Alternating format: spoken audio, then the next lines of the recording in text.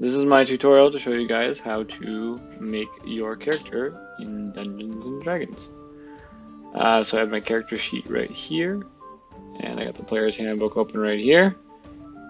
So follow along. The first thing you're going to want to do is you're going to want to come up with a name for your character. Let's see. Buckus, that works. Okay, and then from there you're going to want to decide some things about your character, like what is the class. You're all starting at level 1, so don't worry about that. So for this guy, Anus McButkus, I decided that I would go with a barbarian. So we're going to go down to... Oh, by the way, if you guys want to go over this in the book, go to chapter 1, step by step, how to create a character. Right there. It's right there for you. There you go, it's page 12. Okay, we're going to choose our race first, which is dwarf. That's what I decided to be. I'm in dwarf right there. Okay, so dwarves are pretty cool. They get some neat shit. Change this there. They get some cool abilities and stuff, little modifiers which we'll come back to later, but for now, whatever race you choose within that chapter, you'll find a little blurb about their traits. That's super important. You need to pay attention to that stuff because it'll modify certain abilities. It'll tell you things like how fast you can go, what weapons you're good with, etc., etc., etc. So decide your race and then have a look over the traits, and then most of them will have sub-races, which you will then have to pick one of those sub-races, which I'll come back to later. So for now, I'm a dwarf, and I'm also going to be a barbarian, which will go down to classes. That's chapter 3. Barbarian, right there. Barbarian, and a little one there. So, barbarian. You guys can worry about background later. There's an entire big section on it. If you go to the index, you can find like a big 10-page blurb on backgrounds. Which actually, you know what? I might just go there right now. Hold on. Okay, so. There's a bunch of different backgrounds that you can choose. They give you special bonuses to certain things, like it makes you, if you're an acolyte, if you were say a monk for example, you might want to pick acolyte, and then you'd become proficient in insight and religion. You get 2 languages of your choice, etc. It also gives you these handy things here that give you, you can roll a dice, and then you can kind of pick a personality trait or an ideal or a bond or a flaw, which, if you look over here on your character sheet, is in this section right here. You can make that shit up yourself, or you can roll to decide, depending on what your background is, and it's pretty handy. So, depends entirely on what you want to do. So, you know what? I'm gonna pick. What are we here? I probably should have picked this beforehand. We're a hermit. There you go, that's what we are. Our background is hermit. A hermit dwarf barbarian. Fucking perfect. Okay, so then he'll be proficient in medicine and religion. He'll get a herbalism kit. He'll get a language, an additional language of your choice. Yeah, anyway, we'll come back to that later.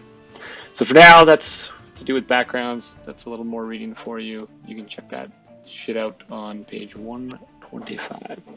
So, Anus McButkus is a barbarian dwarf with a hermit background, and now we're going to talk about alignment. Okay, so alignment is basically the moral compass that guides you through the game. Normally, you wouldn't want to be an evil character, for example, in a party full of good or neutral characters, because you'd probably be actively trying to fuck them over, in which case, why would they want to work with you? But you can do whatever you want. It's D&D. So you have some choices for alignment. The options are good, neutral, or evil. and each one of those is broken down into 3 further subsets, either lawful good, neutral good, chaotic good, lawful neutral, neutral, chaotic neutral, or lawful evil, neutral evil, or chaotic evil. On page 122 of the player's handbook, which I will go to right here, you can see the alignments right there, and there's a blurb that explains everything about each different one. But basically, lawful good are goody two shoes, narcs essentially. Lawful good are narcs, and chaotic good are people who, you know, they're like they just want to do what they think is right, regardless of the consequences. And then neutral good are people who want to do good, and they do basically whatever they can. You can find like more information about this stuff. There's also a lot of information about this stuff online. But generally speaking, I would imagine almost all of you are going to fall into the categories of from lawful good all the way down to chaotic neutral. If you're going to be an evil character, you're going to have to give me a good justification as to why a party full of other characters would even want to be with you. So I'm considering doing a full-on ban on evil characters, but if you can come up with a good enough justification, go for it. But I'm going to have to okay it. So if you want to be evil, I have to okay it. So the DM has ruled. Okay, so for alignment, our guy here is he's going to be chaotic good. He's a good fella, you know, he tries to do his best. So I just used the little abbreviation CG there. Put my player name in there. Don't worry about experience points because you guys are all level 1, and for this campaign, for this short little campaign, you're all going to remain level 1, so just ignore that part there. Okay, up next is the very important ability scores.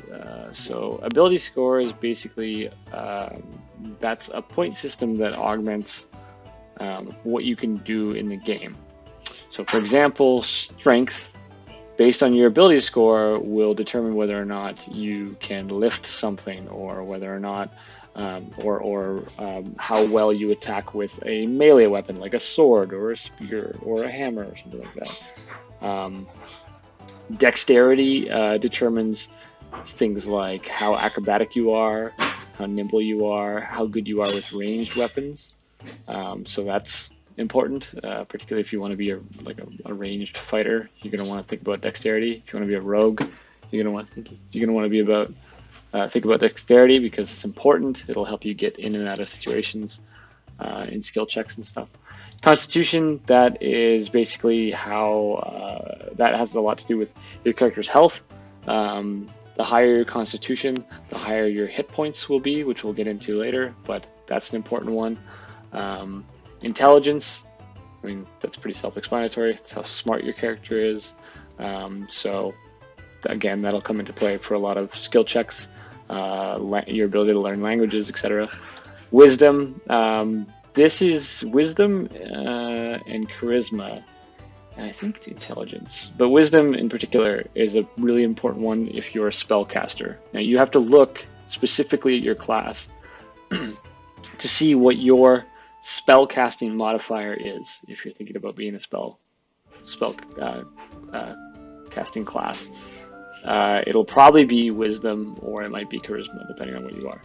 In which case, if it's wisdom, you want your wisdom to be high, because every time you cast a spell, depending on what your wisdom score is, it'll determine whether or not it succeeds and how powerful the spell is. Charisma is the same thing. However, charisma also has to do with your ability to be diplomatic with other NPCs and other players, etc. Talk your things out of your way out of things, stuff like that. So we'll kind of jump into that now because it's important. So for ability scores, the way you would normally determine these points here is you would roll a bunch of dice, but you would have to do that in front of the DM, and then so that there's no cheating or anything like that, and then you would decide which slot you want to fill these into. Okay, I'm going to do this a little bit differently. I'm going to say that across all 6 of these ability scores, you have a grand total of 70 points that you can put into things. Okay? 70 points. Now, you cannot have a score lower than 5. I won't allow it, because at 5, and I'll show you this right here, if you have a score of 5, you automatically have a modifier of -3, which means that if your strength is 5 and you have a -3, that means that, for example, when you want to roll an athletics check, you're going to roll a d20 and then you're going to subtract 3 every time from that score. So it's going to fuck you over. It'll be kind of funny though, but you can't have less than 5. I won't allow it. So every one of these has to be at least 5.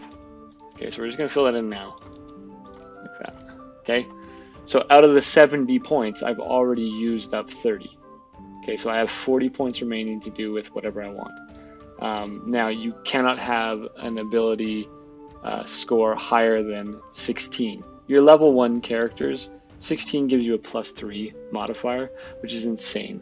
That's really high. So, you know, you're level 1 characters. You're not fucking bodybuilders. You can have a strength of 16, which gives you a modifier of +3, and you'll pretty much be able to lift anything. So, okay. So we got 30 points used up already here out of our 70.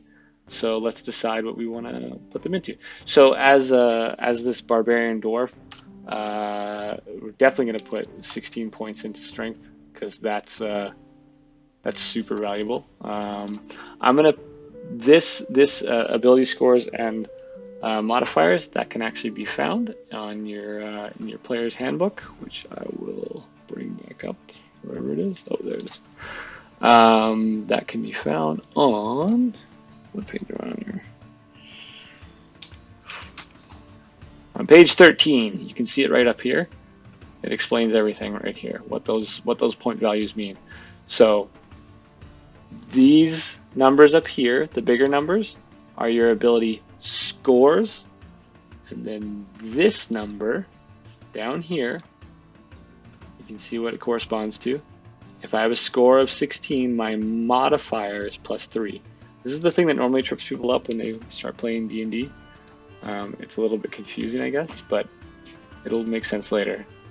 A strength score of 16 gives you a strength modifier of +3.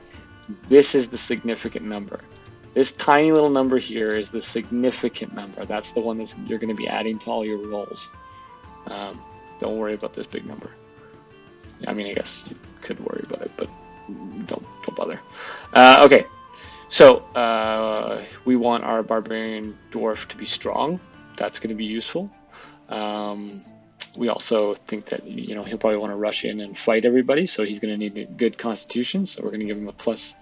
So we're going to give him 16 for his constitution there. Let's see here. He's going to be. What are we at here? Okay, so he's going to be. We're going to say he's wise. He's maybe not like crazy intelligent. Give him a 14. So if you look over here, 14 gives you a +2 modifier. So it's a +2 right there. So what are we at now? Dexterity will probably come in handy. So let's just for now let's give him a 10 for dexterity. Let's see where we're at. That gives him a modifier of 0. That doesn't do anything. If you look over here, you see 10 and 11 give you a modifier of 0. That might seem bad, but that's not bad. That's okay. It just means that if I were to roll a d20 on this acrobatics check, I would take whatever the dice roll is. I wouldn't add anything to it. Again, if this sounds confusing now, don't worry about it. This will come up in the game when we're playing, and it'll make a lot more sense. 4 points left to do whatever I want. So, fuck it. Let's put it into charisma. Let's make a stupid dwarf. He's a really fucking dumb dwarf. Alright, so he's not very charismatic either. People probably don't like this stupid dwarf. Take our modifier of -3. Okay, so that's our scores. We've inputted them there. That all adds up to 70 points. That's the most I can do. No score can be below 5. No score is below 5. And no score can be higher than 16. No score is higher than 16. So we are good. Except that depending on what race you've chosen, races will have modifiers that they can add to that stuff. So, and I'll show you what I mean in a second. If you go back up to chapter 2 and you go click on whatever race you are, dwarf, elf, halfling, human, whatever, dragonborn, we'll go to dwarf, and we're going to scroll to the next page. And scroll to the next page. Remember how I said dwarf traits, that you have, your classes have traits, and that's really important? That's right here. So what that does is, let's see here, you're going to want to look at ability score increases, okay? So my constitution score increases by 2. Now remember how important that is? My constitution score increases by 2. So it goes from 16 to 18, okay? Which immediately changes my modifier from a +3 to a +4. Very important. And also this guy is a hill dwarf, so ability score increase. Your wisdom score increases by 1, so now he's even wiser. However, going from 14 to 15, remember, look at that table in the upper right corner of page 13. Going from 14 to 15 does not change my modifier at all, but that's still good. And then hill dwarves also have dwarven toughness, where your hit point maximum increases by 1, and increases by 1 every time you gain a level. I like to put that kind of stuff, if you look here under hill dwarven toughness, I like to put that kind of stuff here on the page under features and traits. And what I usually do is I write out dwarven toughness, and then I put a little dash here, and then I kind of explain what the fuck this means. So I say gain 1 HP each level. Or you could say gain 1 additional HP each level, whatever you want to do. It just helps you keep track of that stuff. It's important to keep track of that stuff. So over here, you have your proficiency bonus. This is the same for all of you. It's not going to be any different for all of you. So what I want you to do is put the number 2 in there. You're all level 1. You will all have a proficiency bonus of 2. And we'll get into it later what that means. Put a little +2 there. That means that whenever you are doing a skill check or using a weapon that you are proficient with, you immediately gain a +2 to whatever your roll is. So that's significant. All of you are the same there. We're not going to worry about that. Okay, so next let's get into let's get into hit points next. I feel like that's important. We should cover that.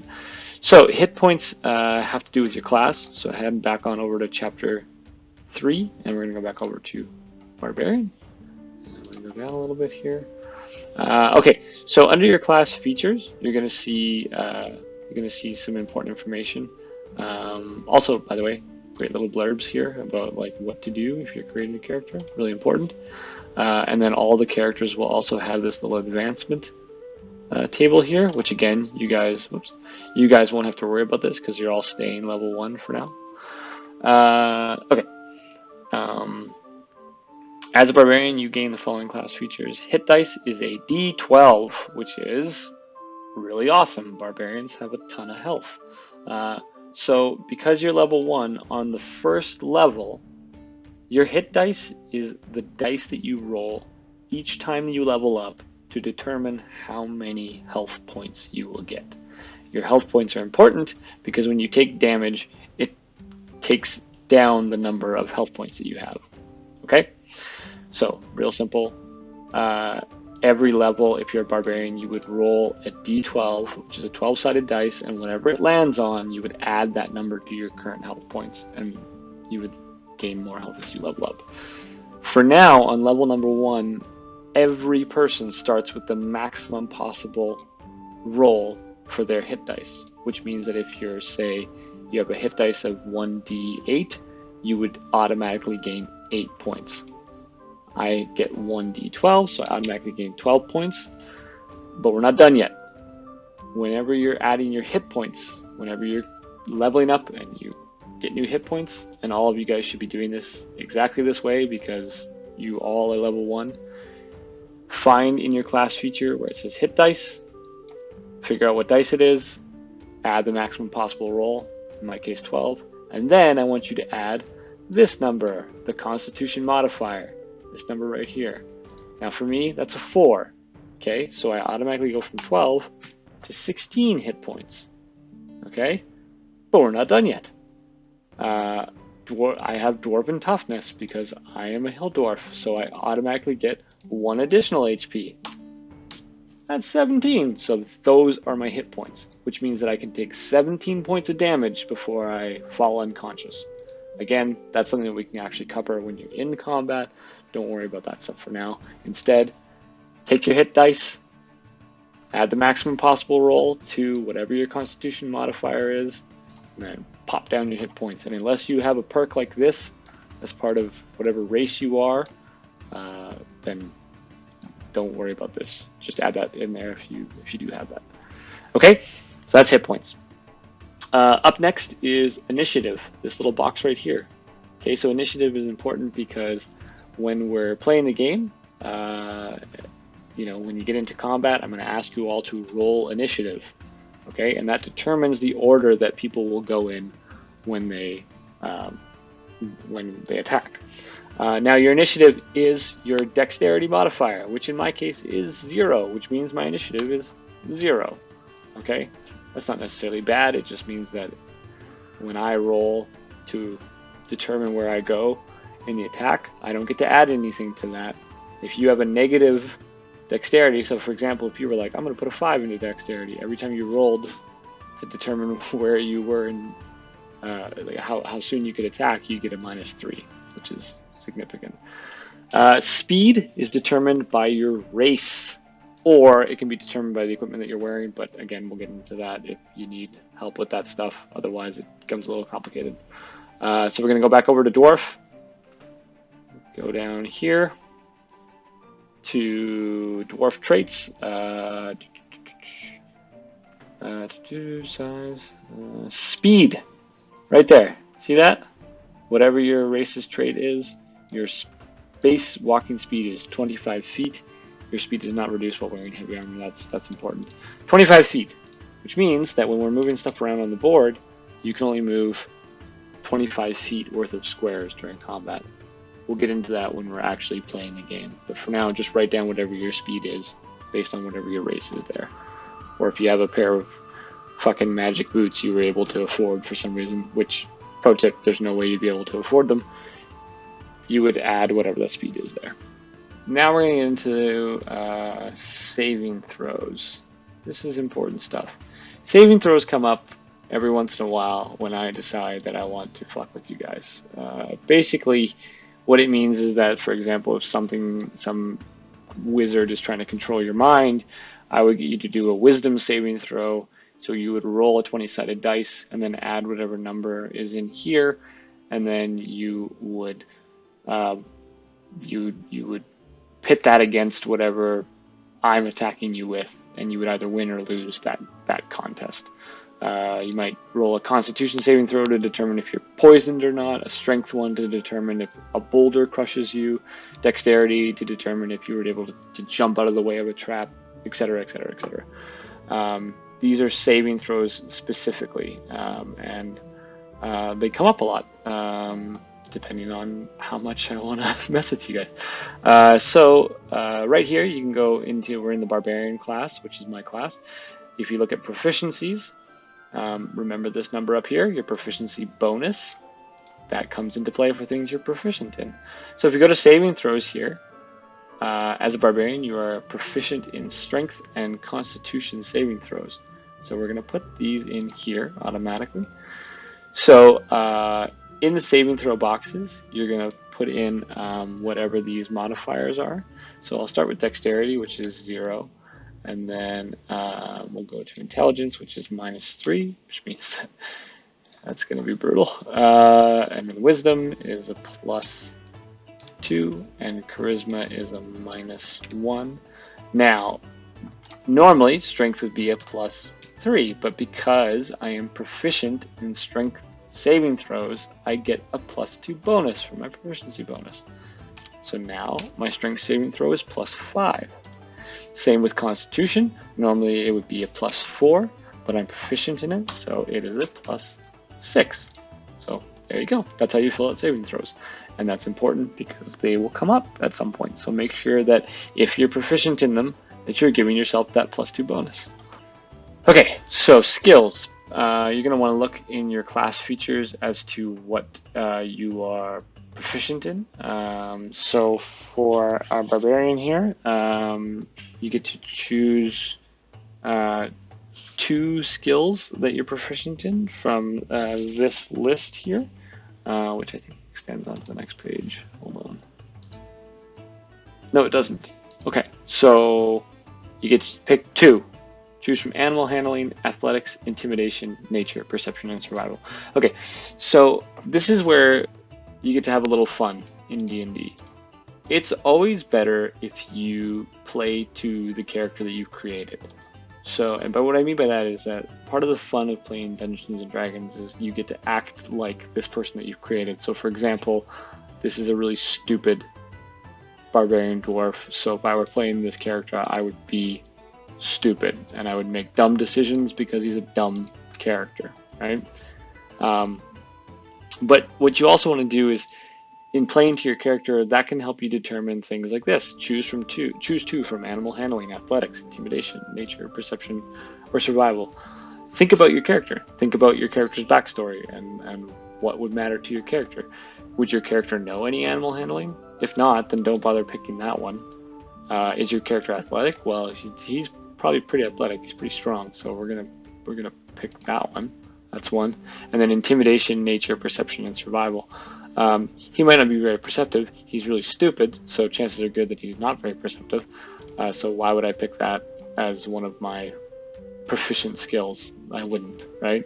So I think I'll probably just pick intimidation because he's probably a big dumb dwarf who likes to fight, right? So playing to the character a little bit there. It's fun. It's more fun doing it that way. You'll get more out of the game if you do it that way instead of just picking what you think will help you win. This isn't about winning, it's about playing the game to your character and kind of telling that story. So here we're going to fill in your skills. What you do is you fill in these numbers, your bonuses, your ability modifiers. You're going to fill them in wherever it says the corresponding ability modifier. So for acrobatics, you're going to fill in whatever your ability modifier is, your dex ability modifier, which for me is 0. So I can put that in there. Animal handling ability modifier is wisdom, which for me is a +2. Arcana is intelligence modifier, which is a -3. Athletics is a strength modifier, which again would normally be +3, but because I'm proficient in it, it becomes +5 because I add my proficiency bonus to it. Deception is charisma, so we'll just run down the list here. History is intelligence. Insight is wisdom, +2. Intimidation is normally a -1, but I'm proficient, so it becomes a +1. Investigation is intelligence, -3. Wisdom, +2. Nature, this motherfucker doesn't know anything about nature. Perception, oh pardon me, perception is wisdom, not intelligence, so he might be perceptive. But he's not, I'm going to say he's not. -1, persuasion, -1, religion. These skills will all come up at some point eventually, and I'll explain what they mean. Dex 0, 0, wisdom, +2. Okay, so we've filled out all of our skills. Don't get super hung up on these numbers here, guys. I know that for people who have never played D&D before, this is probably the thing that's most intimidating, is people don't know how to keep track of all these numbers. Don't worry about it. It'll come up in game. I will be asking you to make certain rolls that correspond with these skills or with these modifiers. I'll tell you what I need from you, and you just have to look at the page and make your roll. And that's it. You're just doing some quick addition between two numbers, Real simple. So don't get bogged down in this stuff. I'll explain everything when we start playing, but basically this should be filled out so that you have a quick reference. Okay, so next what we're going to do is we're going to buy some equipment, because we're going to need something. We're going to need some armor, and we're going to need a weapon. Otherwise, this is just a naked dwarf barbarian running around punching people, which sounds pretty cool now that I say it out loud. But no, we'll give him some weapons and armor.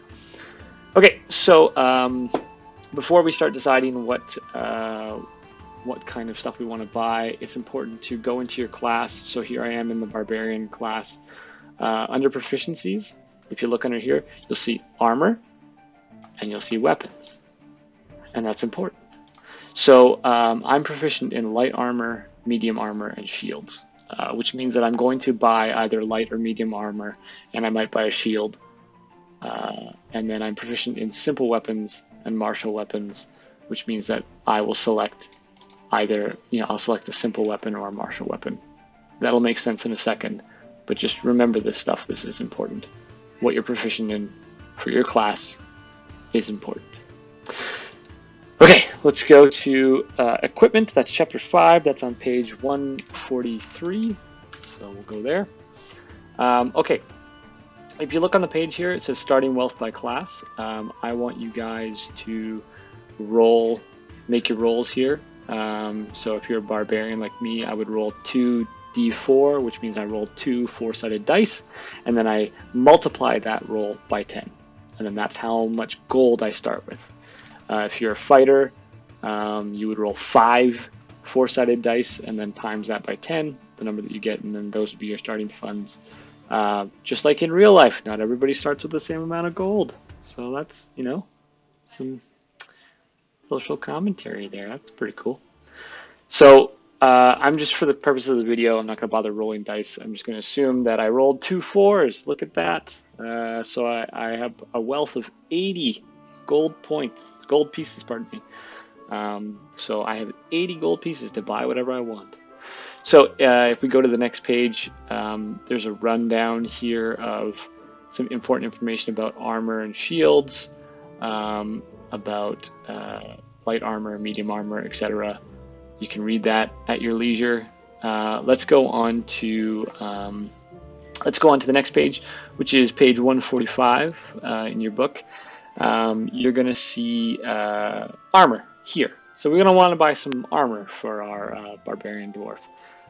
This table right here, let's see if I can, I can't select it. Okay, so this table right here, this is the list of all the different armors that you can have. So if you're like me, you're proficient in light armor and in medium armor. These are my choices. So I can choose anything from a padded armor, leather, studded leather, all the way up to half plate armor, because that falls under medium armor, and I'm proficient in that stuff. But if you'll notice, the cost goes up. So depending on what your gold is, right? Makes sense. You can't buy this amazing armor unless you have a lot of money. In the next column, so that was your cost there. In the next column, it'll tell you your armor class, your AC. Now, if we pop back over to our character sheet and we look up here, you can see armor class right there. Okay, so just make a note of that. We're going to come back to it. Let's pop back over to the table here. Some armor will require that you have a certain level of strength in order to use it. That's in this column right here. So you might at this stage be able to afford a chainmail. But if you do that, you're going to need to have a strength of at least 13. Now that's your strength score. That's not your strength modifier. So it's the bigger number. So don't worry, you don't have to be like the Incredible Hulk to lift this thing. You just have to have a strength of 13. That's just an example. And then this is important here too. Occasionally, when you're sneaking around in the game, you're going to be rolling stealth checks. Certain armor will put you at a disadvantage for that. Don't worry about that. We'll get into that when we're in the game. But please make a note if you have armor that gives you a disadvantage on stealth checks, because I want you guys to be honest and tell me if I make you roll a stealth check and you have disadvantage. And I'll explain what that means. But for now, just make a note of it on your character sheet that you have disadvantage on stealth checks if you have an armor like these ones here that has disadvantage on them. And then finally, you have your weight there. That'll play into things like encumbrance. Just make a note of that on your character sheet. We'll get into that when we're all actually playing the game together. Just for now, it won't make any difference. But just make a note of that. Okay, so my 80 gold pieces. I think for my barbarian, I'm gonna want him to. Let's see here. Let's give him a hide armor because he's probably living in the woods, you know, hunting stuff, making some armor out of hide. So it's a medium armor, which means I can use it because I'm proficient in that, and it costs me 10 gold pieces, which means I have 70 gold pieces remaining. Okay, so let's pop back over to our character sheet here, and under equipment, I'm going to write down hide armor. Okay, and I'll just make a little note of the weight next to it. And hide armor is 12 pounds, just because I like to keep track of that stuff. This little column right here is where you fill in what kind of money you have. So remember, I had 80, I spent 10 on my hide armor, so now I have 70 gold pieces. This is a fucking rich-ass barbarian dwarf. And he's stupid too, so I don't really know how he got all this money. Clearly not from investments. Okay, so let's pop back over to our table here. So your armor class is here in this column. In this case, for the hide shirt, is 12 plus my dexterity modifier. This armor doesn't allow my dexterity modifier to be higher than 2, but for me, that doesn't make any difference. My dexterity modifier is 0.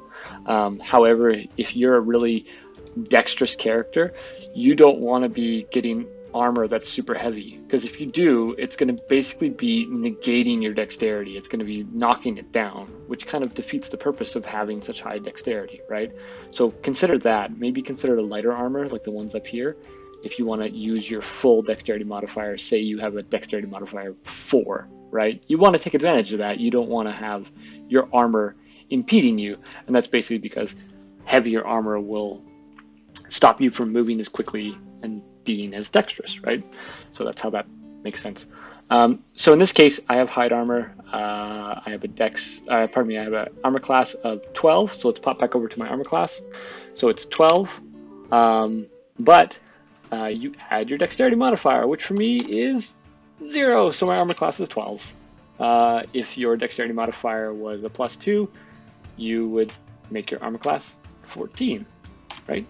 Makes sense. Mine is 12 because I have nothing to add to it. So that's my armor class. What this number here means is that when a person or a monster is attacking me, they have to roll an attack roll higher than 12 or higher in order to hit me, which is kind of shitty actually, because that could totally hit me. Whatever, that's fine. This dwarf's gonna get fucked up. He's got lots of health. So that's armor. Okay, so now we need a weapon. Our barbarian dwarf needs a weapon. And go on to the next page. Page 146 has information about weapons and weapon proficiency. Now, if you remember, as a barbarian, I am proficient in simple and martial weapons, which what that means is when I attack with a simple weapon, I add my +2 proficiency bonus, which we keep coming back to. That's why it's such an important number.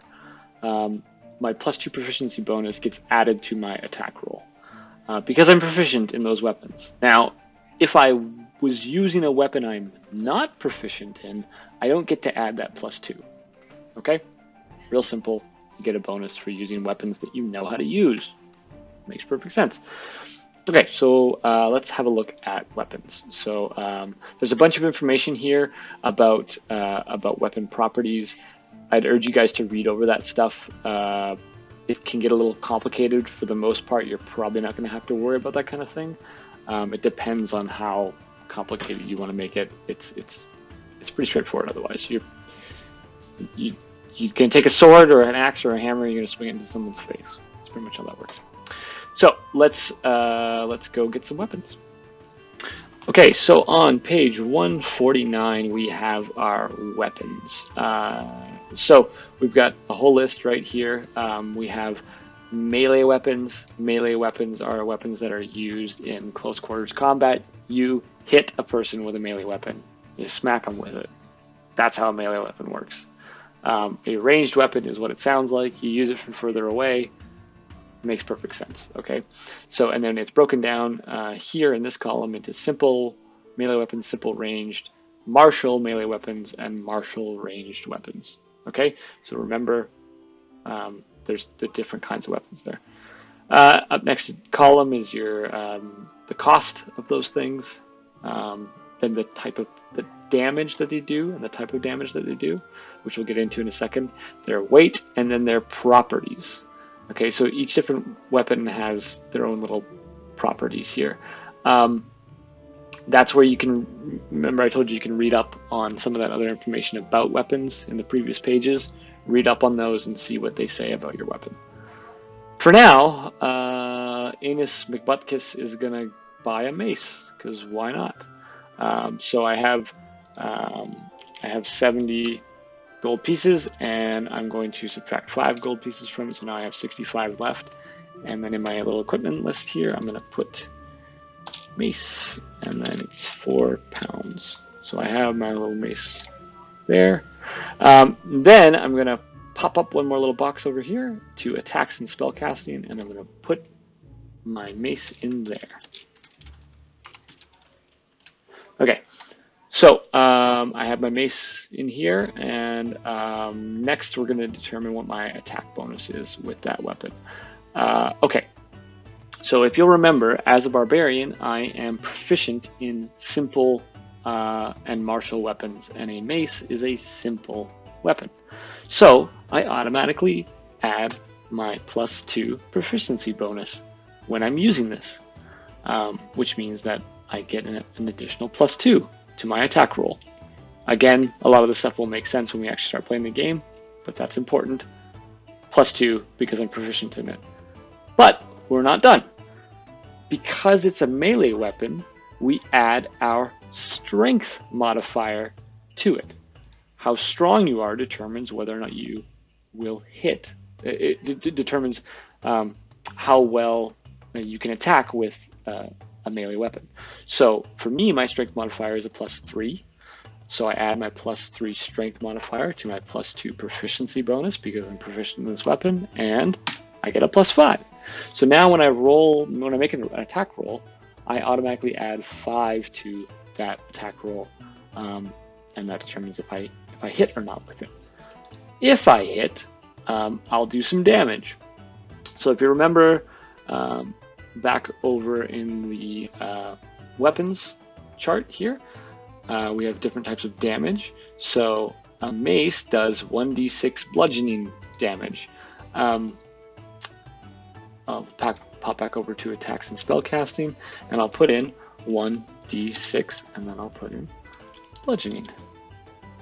Not burgeoning damage, by the way, bludgeoning.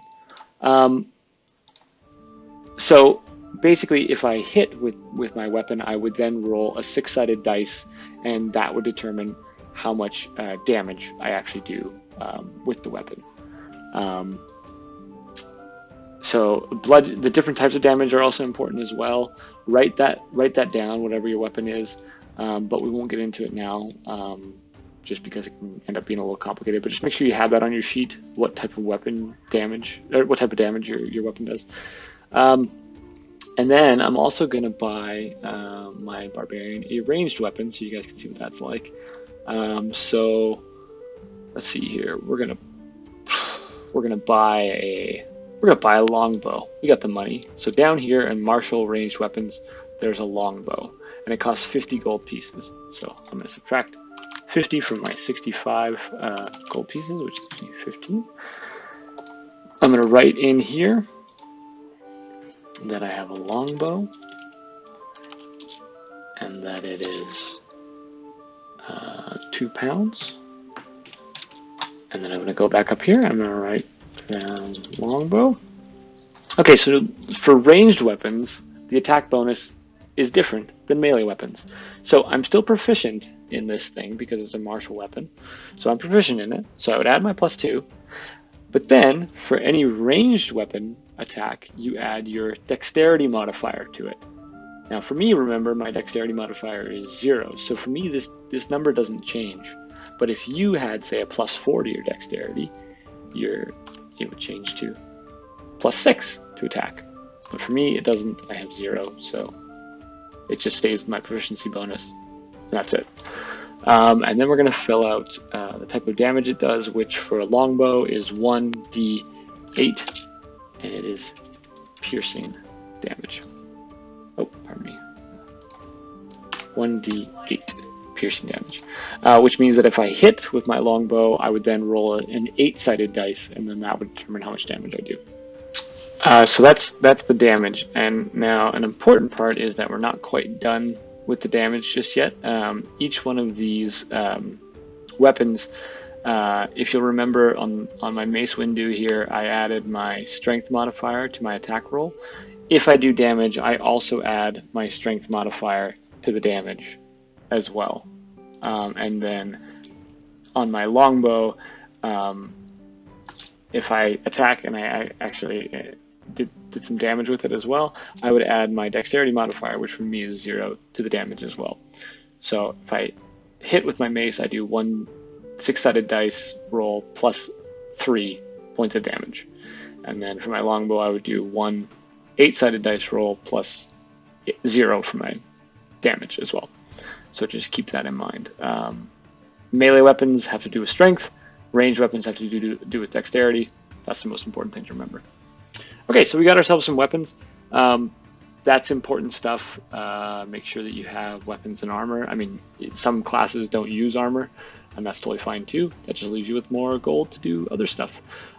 If we go to the next page, which is page 150 in your your player's handbook, you're going to find adventuring gear. There's a whole bunch of stuff in here that's really kind of cool and important, and you can basically just buy whatever you want, whatever you have money left over for if you want. Some of these things can come in handy, and you'll kind of see what I mean. For example, if you wanted to buy, say, a grappling hook, that's 2 gold pieces. That could come in really handy if you had a grappling hook, right? During the game, you guys might encounter a wall that you can't get over, but it turns out you've got a grappling hook, and you've also, because you thought ahead and you bought that, and then you also bought 50 feet of hempen rope up here for 1 gold piece. That's 3 gold pieces. That's all it costs you to be able to throw a grappling hook over a wall and then climb up it. Boom, you've gotten over a puzzle at some point in the game. So the stuff on here is really useful. I would urge you guys to look through this stuff. Keep in mind the weight. There's probably a good chance you're not going to be carrying around a fucking ladder with you. If you are, you better not be carrying anything else because it weighs 25 pounds. But sure, if you want a ladder, you can totally buy a ladder if you want.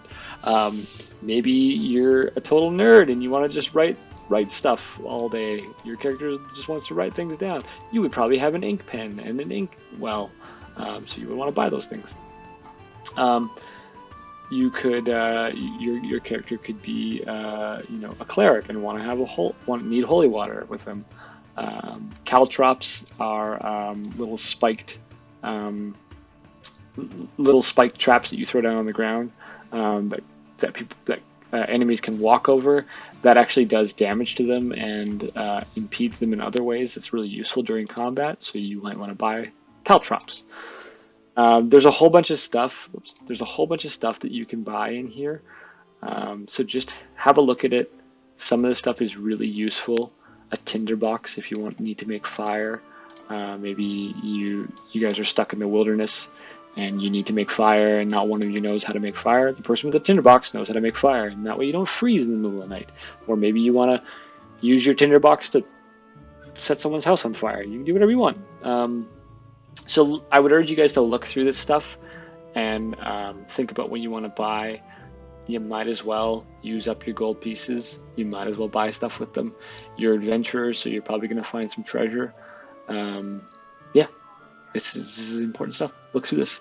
And then if you go into the next pages, it'll actually explain everything in these following pages in the Player's Handbook on 151.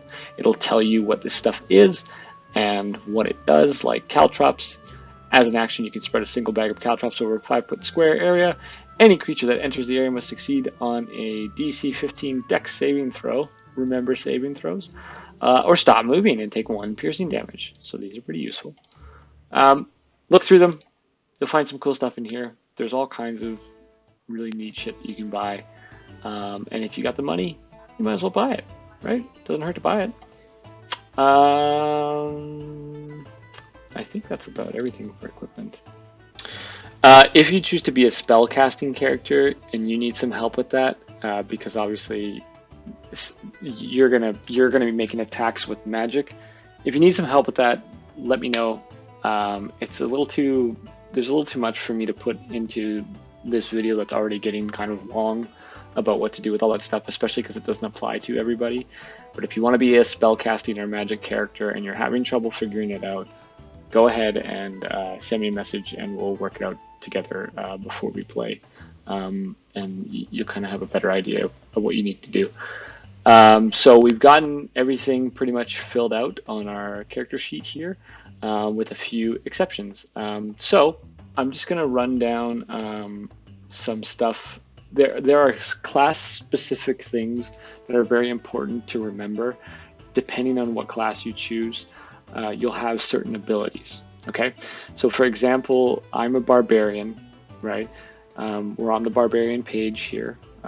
So if we go to the next page, you'll see that barbarians have a special ability called Rage. Okay, so in combat, as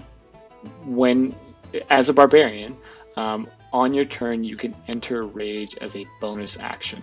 I'll explain what all the actions mean, and just because sometimes that can get a little complicated. For now, just make a note of if something is a standard action, a bonus action, a free action, or whatever, and then forget about it, because we'll discuss it later. While raging, you gain the following benefits if you aren't wearing heavy armor. Okay, so you have advantage on strength checks and strength saving throws.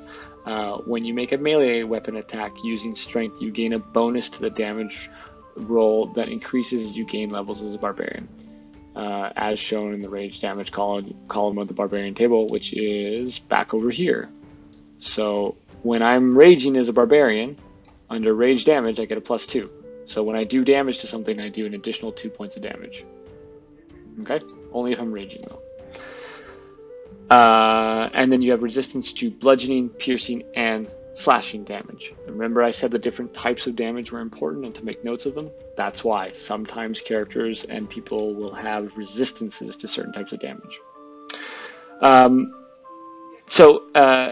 But there's also a negative to raging. If I can cast spells, I can't cast them or concentrate on them while raging. My rage lasts for 1 minute. It ends early if you're knocked unconscious, or if your turn ends and you haven't attacked a hostile creature since your last turn or taken damage since then. So there's certain prerequisites and requirements to certain things, certain class abilities. Again, each class has their own abilities. Read through these things, and if you have any questions, make sure you ask me about them. These are class-specific things. Okay. So I'm not going to put them all into a video for everybody to watch. But that's what barbarians get to do. They get to rage, so that's their special ability. So I would put under features and traits, I would put rage, okay? And then I would put some information in there, like the duration is 1 minute. Rage damage bonus is +2, which if you remember we saw in the previous table. And then I get, at this level, I get 2 rages per day. Okay. And then you can add in any other little special things that you might need to remember. That's what this block here is for. It's to keep track of certain things, certain abilities that you have based on your class or your race. It just keeps it nice and tidy in there. Now, on these character sheets that I sent out to you guys, if you're a spellcaster, if you go to the third sheet, this is all your spellcasting stuff here. Again, gets a little complicated. If you have any questions, just ask me. You get a certain number of spells that you can use per day. Cantrips, you can use as many times as you want, as many times per day. It'll say in your character class what you can do with those things. Write them down here. Nice and easy. Okay, so now we'll fill out this little box here in the corner, other proficiencies and languages. So let's see here, we'll go back up to dwarves. This is usually a race-based thing. So we'll go back to dwarves. Okay, so dwarves, remember we go into dwarven traits. In here you're going to find different things. Let's see here. So dwarves have dark vision. So let's write that in. Actually, we'll write that under features and traits. Dark vision, which is see up to 60 feet in the dark. So write that down there. Dwarven resilience, you have advantage on saving throws against poison, and you have resistance against poison damage. So we'll write down Dwarven resilience. Oops. Advantage. Make sure if something says advantage or disadvantage, make a note of it. Okay, that's important. We'll get to that later. Saving throws against poison. And then Dwarven combat training. So this is where this would fall under other proficiencies and languages in this box. I'm proficient in let's see, proficient in battle axes, hand axe, throwing hammer, and warhammer. And this would be important if your class, for example, wasn't proficient in these weapons right here, but your race was. That's important. You still get the proficiency bonus because your race supersedes whatever your class is. There's some other stuff in here that you're going to want to have a look at based on whatever race you are. But the next thing that I want you to make note of is your language. So everybody, and I don't think there's any race that can't speak common, but everybody should speak common unless your race says that you can't, which would be really weird. But everybody speaks common. But dwarves also speak Dwarvish. Okay, so make a note of the languages that you speak, because that can come in handy. So, for example, if you guys stumble into some old dwarven ruins and only one of you is a dwarf, that person will be able to read any language, like the dwarven languages that's carved into the walls, for example, that warns you of a trap or something like that. But if you don't speak that language, you're not going to be able to read that. So make a note of the languages that you can speak and read, and just put that in there. Okay, so we kind of got all of the nitty-gritty stuff filled out here. There's some stuff on the second page that you can kind of delve into a little bit more. You can draw a picture of your character, which I'd urge you to do. It's fun, right? It's good. So it was a lot of fun to draw a picture of your character, and then give your character a backstory. And then when you have done that, if you choose to do that, let that kind of influence your character. Think of it as, you get to act as your character, which I think is pretty fun. So, for example, Anus Smith Buttkiss here. Anus was born in lonely I think I'm a hill dwarf, hill town of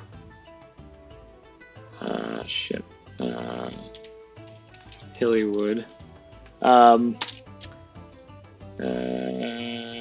He grew up under the stern direction of his father, who was also the chief of his tribe of barbarians. Fief. To his tribe of barbarians. One day when Aenus was 17, rival tribe of half-orc barbarians destroyed his tribe and murdered his father.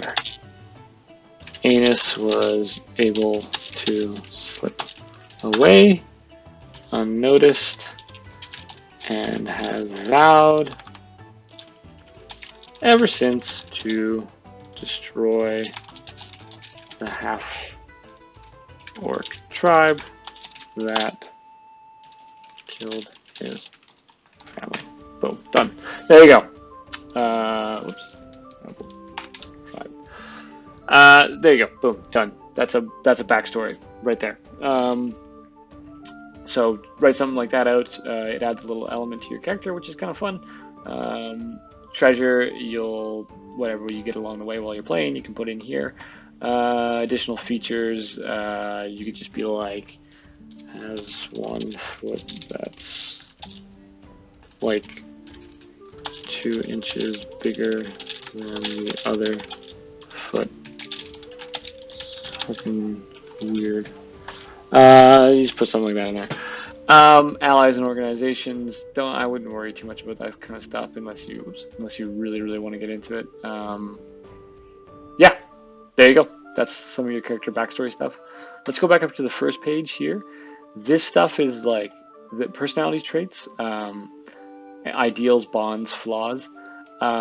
These are interesting little elements to add to your character.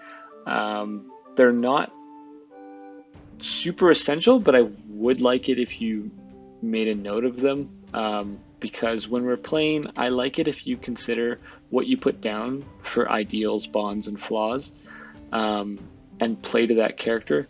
So, for example, a flaw that Aenus might have is Aenus's temper is uncontrollable. He's always flying off the handle at the slightest provocation.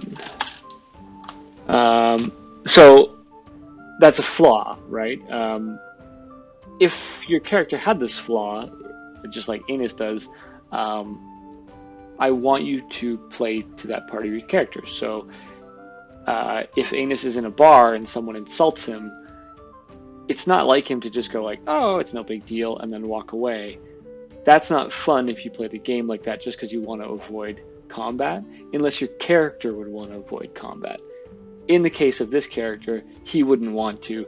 He'd go into a rage and start beating the shit out of someone who's insulted him at the bar. So play it like that. Write up your character's flaws and ideals and bonds, and then personality traits like, you can write in things like has a good heart, likes defending the little guy, ideals, believes in